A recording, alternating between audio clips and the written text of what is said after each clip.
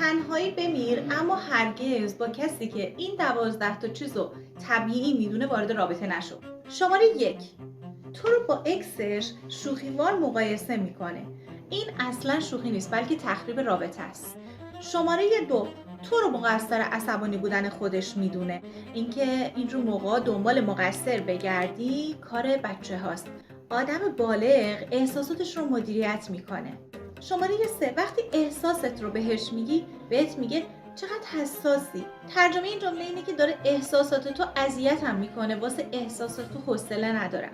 شماره 4، وقتی که کلافه میشه صداشو برات بالا میبره.